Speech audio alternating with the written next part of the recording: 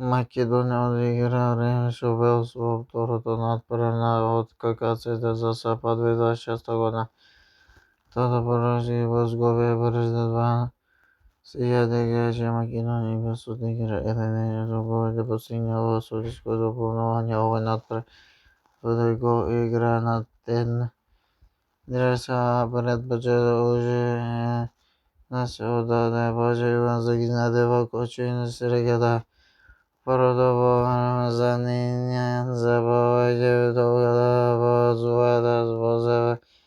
Македонскиот фудбалери најчесто се играше заредина на теренот, сепак гостина беа оние кои прија заканија и тоа во 2-3 наврата, но зоднивните се одлични интервјуи на првиот дел во корнерот на Барди со тежок поглед и удар висок од одбиток на Лиовски, но тоа заврши високо од гостинот. Во 52 минути од вториот дел не се донесе, што го возбудило, затоа победата ќе остане во третата минута. Со се одаде почит на 4 Кочијачи, тоа го исполнија гостинските навијачи, а тоа го испочитува и гостинските навијачи и фудбалерите. Само неколку минути со одмор во 64 минута можна за наша селекција. Повеќе побрза контрацентрираше од левата страна. Ќорчлинов се најде на идеална позиција, неговиот поглед го одбра голманот. 10 минути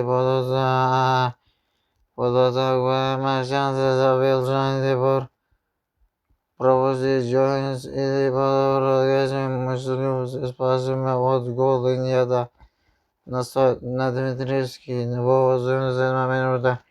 Нова шанса за Македонија. Акција на Барди и Алиевски за малку. Ќорчлинов и Миовски кога се влезе судиското дополнување следеше 2 гола. Има грешка на Џојнс Ален во 95 минута ја искористи место за гол и се позва Македонија. Пешаните не се откажаа напротив, тргнаа и ништо идоа за им донесе резултат. Во 67 од дополно донесе бода за гостински помошење. Во 19 мај одигра вториот напад на ККЗ.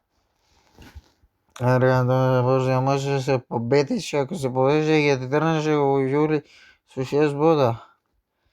На овој натпревар македонски фудбалери го играа во дневните на арената ПРС Скопје пред 20.000. Македонија Велс одигра 1-1 со голите постигнати во судиското дополнување. На овој натпревар македонски фудбалери го играа во дневните а пред почетокот уште одадоа почит гол за Генадиева Кочијачи во Кочијачкото не се ги може.